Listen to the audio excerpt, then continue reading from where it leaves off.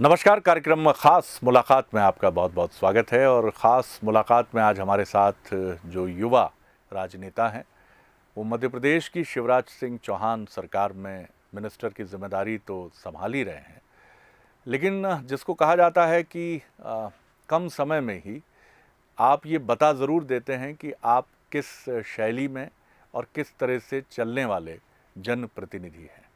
तो जिन मंत्री और जिन युवा नेता का बीजेपी के मैं जिक्र कर रहा हूं, उन्होंने कम समय में ये बता ज़रूर दिया है कि वो सधे हुए कदमों से मंजिल की तरफ बढ़ने की शैली में आगे बढ़ने का उनका इरादा ही नहीं, उनका हौसला भी रहता है।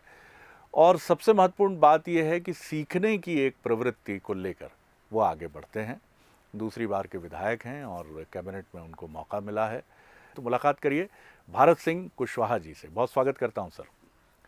आज चूँकि इस कार्यक्रम में मैं एक आपके बारे में भी समझना चाहूँगा, तो थोड़ा सा मैं आपकी पारिवारिक और राजनीतिक पृष्ठभूमि से जुड़े प्रश्न से शुरुआत करूँगा। क्या परिवार में कोई राजनीति में रहा, या ये पहल करने वाले आप पहले राजनेता अपने परिवार के हैं? देखिए शरद जी, मैं एक किसान परिवार से आता हूँ और एक मेरा सामान्य परिवार है, छोटा परिवार है और ज़्यादा बड़ा किसान भी नहीं हूँ। मुख्य रूप से हमारा गांव है जो ग्वालियर से 50 किलोमीटर दूरी पे है, दंगियापुरा। अच्छा। हाँ, और ज़िले का अंतिम गांव है, भिंड की भी सीमा है। तो जैसा कि पंडित दीनदयाल उपाध्याय जी की सोच थी कि अंतिम छोर के व्यक्ति की चिंता करना, तो अंतिम छोर के व्यक्ति में मैं आता हूँ। और भारतीय जनता पार्टी के कार्यकर्ता के नाते इतना अवश्य कहूँगा कि भारतीय जनता पार्टी ने जो सोच और विचारधारा पर जो काम किया, उस विचारधारा के अनुरूप मैं उसमें निश्चित रूप से इसलिए आता हूँ कि ऐसी जगह से मैं आता हूँ कि हाँ, राजनीति में ज़्यादा लोग इंटरेस्ट भी नहीं रखते थे और शुद्ध रूप से किसानी का काम। आपके परिवार में भी कोई नहीं? नहीं, मेरे परिवार में भी नहीं, और मैं ये कहूँगा मेरे गांव से भी कोई ज़्यादा इंटरेस्ट नहीं रखता था राजनीति में। मैंने एकात्म मानववाद पढ़ा और भारतीय जनता पार्टी का जो विजन है, आज अगर मैं मंत्री हूँ तो भारतीय जनता पार्टी जैसे दल में मैंने काम किया है, इसलिए मैं मंत्री हूँ। शायद है और कहीं दल में मेरी ये स्थिति नहीं होती, क्योंकि भारतीय जनता पार्टी में जो नेतृत्व है और विचारधारा है, सही परिश्रम का अगर मूल्यांकन कहीं होता है तो भारतीय जनता पार्टी के संगठन में होता है। प्रारंभिक तौर पे मैं दंगियापुरा में पहले पंच बना। ये कब की बात है? पंच मेरे को हो गए ऐसे 32 साल के करीबन पंच बना। उसके बाद में मेरी माँ सरपंच बनी, महिला सीट थी तो माँ को लड़ाया था। फिर मेरा भाई बना, मैं जिला पंचायत सदस्य बना। जिला पंचायत सदस्य बन के कृषि का सभापति बना, और धीरे धीरे भारतीय जनता पार्टी ने मुझे जिलाध्यक्ष भारतीय जनता पार्टी का बनाया ग्वालियर ग्रामीण में। उसके बाद में 2013 में भारतीय जनता पार्टी ने मुझे टिकट दिया और मुझे एक अवसर मिला चुनाव लड़ने का। तो जनता के आशीर्वाद से और नेताओं के स्नेह से, नेतृत्व के स्नेह से मैं पहली बार 2013 में विधायक बना। इस बार मैं दूसरी बार भी भारतीय जनता पार्टी ने टिकट दिया, दूसरी बार भी विधायक बनने का अवसर मिला। आज मैं अपने आप को भाग्यशाली मानता हूँ कि शिवराज जी के नेतृत्व में मुझे काम करने का एक अवसर मिला है, और मैं सोच भी नहीं सकता था, मेरा परिवार भी नहीं सोच सकता था कि हम यहाँ तक पहुँचेंगे। एकात्म मानववाद की आपने बात की। आजकल माफ़ कीजिएगा, आपकी पार्टी में भी या किसी भी दल में विचार पर चर्चा बहुत सघनता से अब नहीं होती, होती भी है तो वो पार्टी के अंदरूनी बैठकों में होती है। आपको कैसे दीनदयाल जी का दर्शन कैसे आपके मन में कौंधा, और वो कौन सा कारण था कि जिसकी वजह से आपको वो पुस्तक भी मिल गई जिसमें पंडित जी के एकात्म मानववाद का उल्लेख था, या उनके दर्शन का पूरा गहराई से विवरण था? भारतीय जनता पार्टी का जब मैं कार्यकर्ता के रूप में मैंने काम प्रारंभ किया युवा मोर्चा में, युवा मोर्चा का मैं मंडल अध्यक्ष 93 में बना, ग्वालियर ग्रामीण मुरार ब्लॉक से। तो जब प्रशिक्षण वर्गों में हमारा जाना प्रारंभ हुआ तो वहाँ हमें एक पुस्तक मिली पंडित दीनदयाल उपाध्याय जी की। उसको मैंने बड़े गहराई से पढ़ा और स्टडी की, तो उसमें पुस्तक में एक ऐसी आत्मीयता झलकी कि फिर मैंने ये मुड़ के नहीं देखा। मुझे ये पूर्ण तरह से विश्वास हुआ कि यदि संगठन में काम करना है तो भारतीय जनता पार्टी के में करना है, और जो विचारधारा संगठन को मजबूती प्रदान करती है उसी विचारधारा पर आज हमारी दोनों सरकारें देश के अंदर, जहाँ पे भी प्रांतों में, मध्य प्रदेश में विशेष रूप से, केंद्र में पंडित दीनदयाल उपाध्याय जी के एकात्म मानववाद के अनुसार दोनों सरकारें काम कर रही हैं। आपके पास खाद्य प्रसंस्करण भी है और उद्यानिकी भी है, दोनों महत्वपूर्ण विभाग हैं। और कई बार चीज़ें बड़ी अच्छी सोच होती है सरकार की। मैं सरकार की सोच में कई बार उतनी खामी एक पत्रकार के नाते नहीं देख पाता जितनी खामी मैं देख पाता हूँ उसके क्रियान्वयन में। जब वो योजना ज़मीन पर उतरती है और लोगों तक पहुँचने की तैयारी होती है, तो वहाँ हमें बहुत चिंतन की ज़रूरत होती है, हमें सोचने की ज़रूरत है कि कहाँ हम चूक कर जाते हैं। क्योंकि कोई सरकार ये नहीं चाहती, वो बीजेपी की हो, कांग्रेस की हो, कि वो चुनाव में इस चेहरे के साथ जाए कि लोग कहें कि आपने कुछ किया नहीं। सरकार की मंशा बड़ी अच्छी है। आपने एक मंत्री के नाते क्या महसूस किया? इतनी योजनाएं बनी हैं, ज़मीन पर उतरने में कहाँ गड़बड़ी होती है? देखिए सर जी, इतना अवश्य कहूँगा कि यदि व्यक्ति की नीयत ठीक है तो नीति भी अच्छी बनेगी और काम की एक रफ्तार भी बनेगी। सही नीयत से सही नीति को आप आगे बढ़ाएंगे तो कहीं कोई दिक्कत नहीं आती है। मैं ऐसा मानता हूँ, जिम्मेदारी होती है। यदि व्यक्ति काम करे तो बहुत कुछ गुंजाइश रहती है, अपार संभावनाएं रहती हैं। जहाँ काम नहीं है वहाँ काम खड़ा किया जा सकता है। इस प्रकार से आप देखिए, धीरे धीरे हमारी सरकार माननीय शिवराज जी के नेतृत्व में जो चल रही है वो उस दिशा में बढ़ रही है। प्रधानमंत्री जी का संकल्प है कि वोकल को लोकल, विशेष करके फूड प्रोसेसिंग के काम को अगर सही मायने में फूड प्रोसेसिंग के काम के लिए अगर रोड मैप किसी सरकार ने, प्रदेश की ने पहले तैयार किया है तो वो मध्य प्रदेश की सरकार है, शिवराज जी की सरकार है। मैं इतना अवश्य कहूँगा कि मध्य प्रदेश में पहली बार कच्चे उत्पादनों की प्रोसेसिंग होने जा रही है। इसके लिए केंद्र सरकार ने और मध्य प्रदेश की सरकार ने, दोनों ने 60-40 का अंश, 60 सेंट्रल गवर्नमेंट का है और 40 राज्य सरकार का। इसको मिलाकर फूड प्रोसेसिंग के काम को बढ़ाने के लिए पिछली कैबिनेट में, मध्य प्रदेश की कैबिनेट ने, माननीय शिवराज जी की कैबिनेट में ये फैसला लिया कि हम 500 करोड़ रुपए की सब्सिडी फूड प्रोसेसिंग की यूनिट पे खर्च करेंगे आने वाले 5 साल में, और 10,500 फूड प्रोसेसिंग की इकाइयाँ निर्मित करेंगे। और 500 करोड़ की सब्सिडी जो खर्च होना है वो प्रदेश की तरक्की, उन्नति और प्रगति के लिए एक रास्ता प्रदर्शित करेगी। और मुख्य रूप से हमारा उत्पादनकर्ता किसान है और फूड प्रोसेसिंग का काम अधिकतर किसानों के हाथ में नहीं था पहले।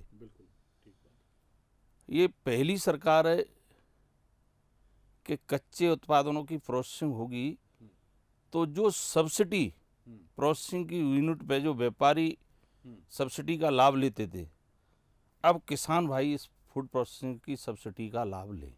तो आप ये कहाँ से शुरू कर रहे हैं? मेनली मध्य प्रदेश के किस रीजन को आपने चुना है जहाँ फूड प्रोसेसिंग, और किस तरह की यूनिट्स आप प्लान कर रहे हैं? आपने बहुत अच्छी बात पूछी, अच्छा प्रश्न किया है।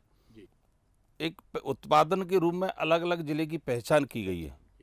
उद्यानिकी खाद्य प्रसंस्करण विभाग के माध्यम से कि हमें ऐसे जिलों के उत्पादन को चयन करना है कि जहाँ अधिक पैदावार किस उत्पादन की हो रही है, उसके अनुसार वो जिले का चयन हुआ है। और आपको ये जानकर प्रसन्नता होगी कि हम पूरे मध्य प्रदेश में हर जिले में उत्पादन के अनुसार फूड प्रोसेसिंग इकाइयाँ निर्मित करने जा रहे हैं। और उसमें काफ़ी लोग आगे भी आए हैं। बहुत सारे आवेदन प्राप्त हो चुके हैं। बहुत जल्दी वर्तमान में जो इसी वित्तीय वर्ष में थोड़ा समय रह गया, 10-15 दिन शेष हैं। इसी वित्तीय वर्ष में हम 262 इकाइयों का उन्नयन करने जा रहे हैं। अच्छा जी। और पूरे 5 वर्ष में 10,500 इकाइयाँ मध्य प्रदेश के अंदर निर्मित होंगी। और 10,000 इकाइयाँ जब निर्मित होंगी तो इससे कम से कम 85,000 लोगों को रोजगार मिलेगा। एक रोजगार का बहुत बड़ा अवसर है। मुख्य रूप से पूरा किसान, सिंगल किसान नहीं, पूरा किसान परिवार, हमारी सरकार का जो प्रयास है, विभाग का जो प्रयास है, उद्यानिकी और खाद्य प्रसंस्करण विभाग का जो प्रयास है माननीय मुख्यमंत्री जी के नेतृत्व में, कि आगे चलकर हमारा किसान रोजगार मांगने वाला किसान न हो, रोजगार देने वाला किसान हो। तो मोटे तौर पर जो आप यूनिट्स आप ये ले जा रहे हैं, इसमें टमाटो केचप भी होगा, लहसुन का पेस्ट भी होगा, तमाम मोटे तौर पर आपने जो अलग अलग रीजन चुने हैं, मालवा, निमाड़, बघेलखंड, बुंदेलखंड, महाकौशल, तो आपने क्या क्या चीज़ें और चुनी हैं कि जो ये सब मैंने कहा कि जितने भी कच्चे उत्पादन हैं, हमारे 22 कच्चे उत्पादन हैं, 22 उत्पादनों की प्रोसेसिंग होगी। और मुख्य रूप से कुछ दिलाने तिलाने वो जिले अलग है और हैं वो भी प्रोसेसिंग के काम में। ऐसे मान लिए ग्वालियर को आलू की प्रोसेसिंग की इकाई का लाभ मिलेगा। सबसे ज़्यादा उत्पादन ग्वालियर और 3-4 जिले में आलू का हो रहा है। ऐसे टमाटर की अब हम बात करें तो सीपरी में टमाटर के रूप में एक पहचान जिले को मिली है। और यदि हम मसाले की बात करें तो मसाले की प्रोसेसिंग में धनिया में गुना और ब्यावरा की पहचान हुई है।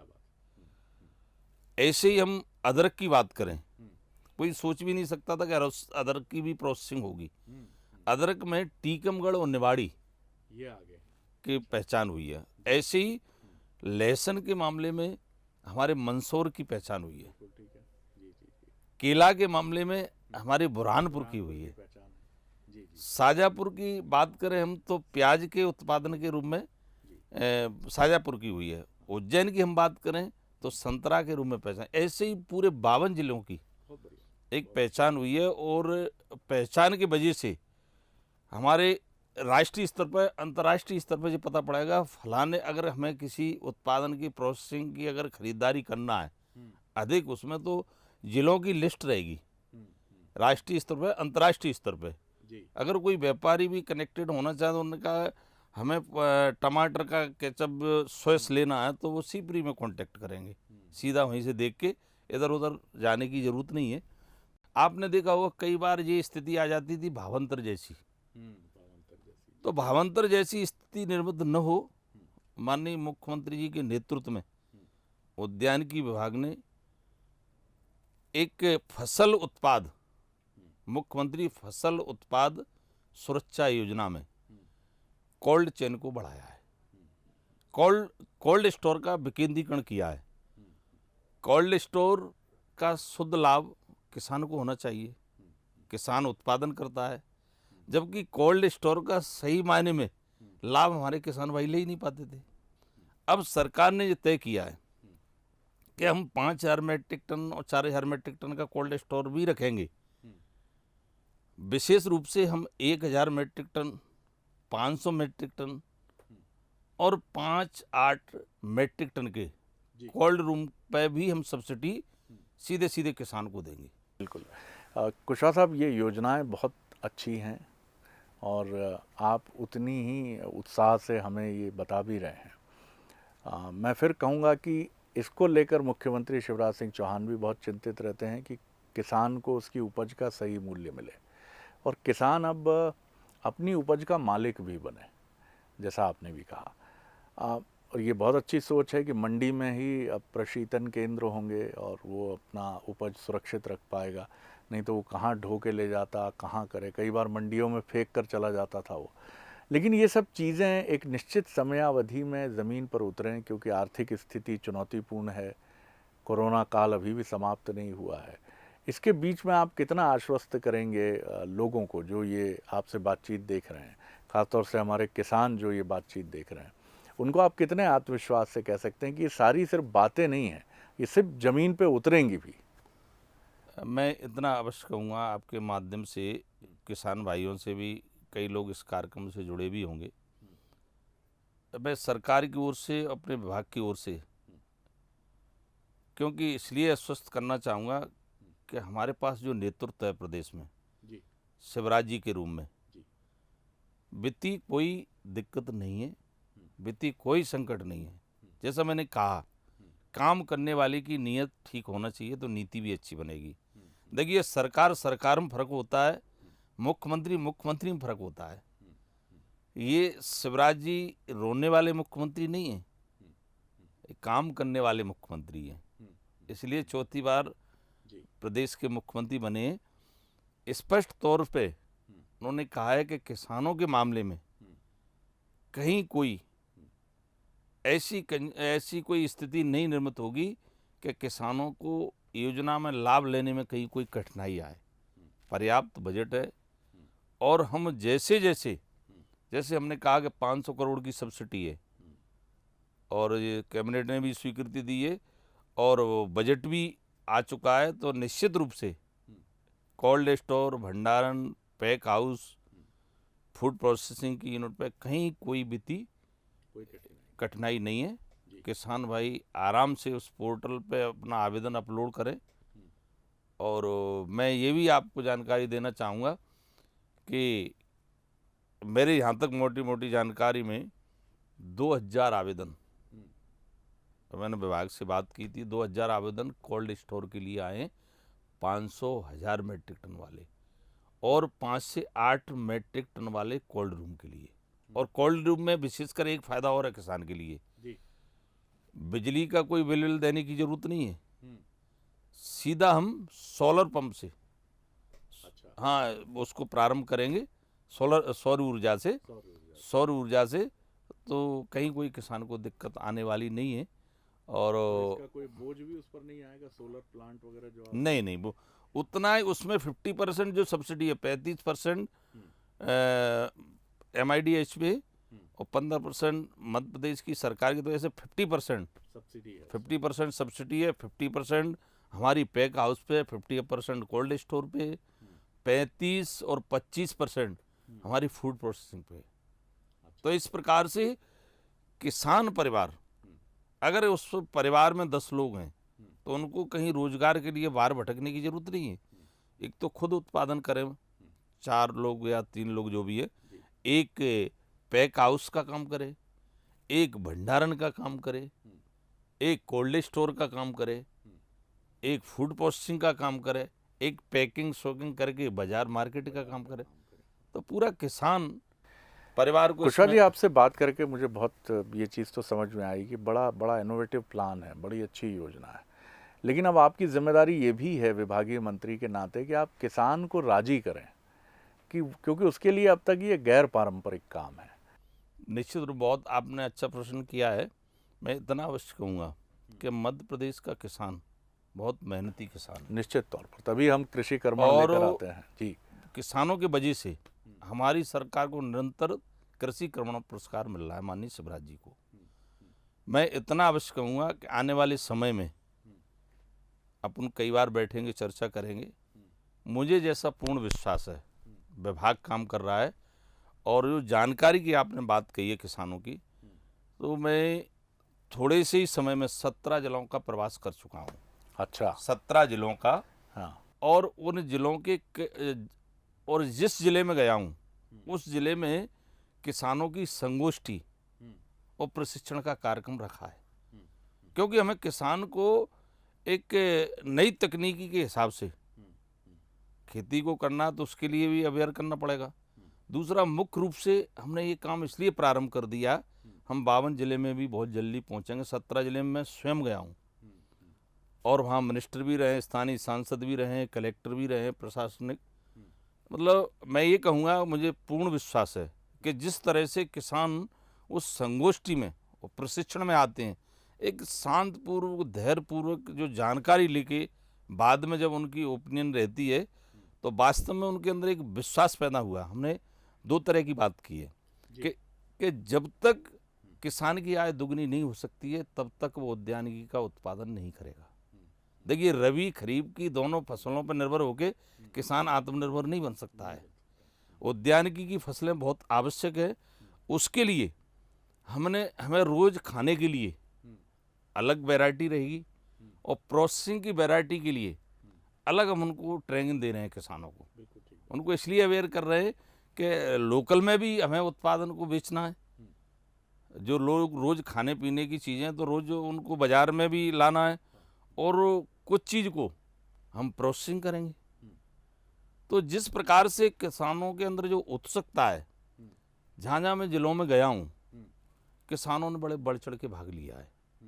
राजनीति में आपकी जो राह है कुशवाहा जी, वो किसी ऐसे उत्साही राजनेता की तरह आपने शुरुआत की है। यहाँ दूसरा टर्म है विधायक के तौर पर, अब मंत्री भी हैं आप, कि जो नकारात्मक चीज़ों पर बहुत ध्यान नहीं देता है, वो इसी पर फोकस करता है कि ये मौका मुझे मिला है तो पंडित जी के सपने को साकार करूं और अंतिम पंक्ति के अंतिम व्यक्ति तक उस लाभ को पहुंचाने की कोशिश करूं। लेकिन ये राजनीति की राहें भी उतनी आसान नहीं हैं, ज़िंदगी की राहें भी उतनी आसान नहीं। जो कटु अनुभव होते हैं, मैं नहीं कहूँगा आप यहाँ हमारे साथ शेयर करें, लेकिन जो ख़राब अनुभव होते हैं, कई बार ब्यूरोक्रेसी से भी हो सकते हैं, कई बार राजनीति में भी हो सकते हैं। आप मीटिंग में देखते होंगे कि कोई उस पर रुचि नहीं ले रहा है, उसके लिए एक रस्म है, एक कर्मकांड की तरह है। इन सब खराब अनुभवों से आप क्या सबक लेते हैं? देखिए, इतना जरूर कहूँगा, मेरा ज़्यादा अनुभव तो नहीं है, कि जिसको अपने आप पे भरोसा है, जो कर्मवीर है, अपने कर्म पे भरोसा करता है, उसके लिए कहीं कोई दिक्कत नहीं आती है। दूसरा, मुख्य रूप से जैसे मैंने कहा, अन्य दलों को आप दूर से भी देखेंगे तो उनमें विरासत चलती है, विरासत को स्थान मिलता है कि अगर आपका कोई विरासत में रहा है तो वो स्थान मिल सकता है उस व्यक्ति को। धनबल का मिल सकता है, बाहुबल का मिल सकता है। भारतीय जनता पार्टी का संगठन और नेतृत्व ऐसा नेतृत्व है कि इसमें सिर्फ परिश्रम को जगह मिलती है, विचार को जगह मिलती है। इसलिए हमारे पास विरासत में कुछ नहीं, परिश्रम किया है, परिश्रम का सही मूल्यांकन अगर किसी ने किया है तो भारतीय जनता पार्टी के संगठन ने किया है, नेतृत्व ने किया है। और मैं तो ये कहूँगा कि मैं सोच भी नहीं सकता था। जब मैं नहीं सोच सकता तो मेरा परिवार कहाँ से सोच सकता था? कहीं से कोई स्थिति नहीं थी। चलो, व्यक्ति सरपंच बन जाता है, जनपद बन जाता है, जिला बन जाता है। भारतीय जनता पार्टी का 2 बार लगातार अध्यक्ष रहा, भारतीय जनता पार्टी ने टिकट भी दिया, मंत्री भी बनाया। तो मैं इतना अवश्य कहूँगा शरद जी, सच्चाई की बात है कि मैंने कभी अपने लिए, ये धर्म से कहता, मैं बहुत ऐसी चीज़ों को मानता हूँ, मैंने कभी नहीं कहा कि मेरे को अध्यक्ष बनाओ, मेरे को टिकट दो, मेरे को मंत्री बनाओ। मैं ऐसे नेतृत्व का शुक्रगुजार हूँ और कि जिन्होंने इनकी एक समीक्षा में परिश्रम को जगह है।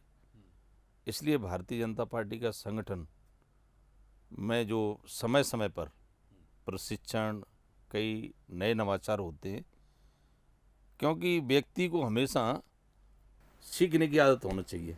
ठीक बात। और सीखने की कोई उम्र नहीं होती है। तो मैं तो अभी भी यहाँ पे हूँ तो सीख रहा हूँ।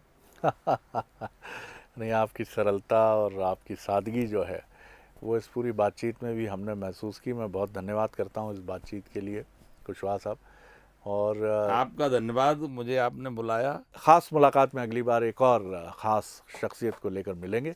इजाज़त दीजिए, नमस्कार।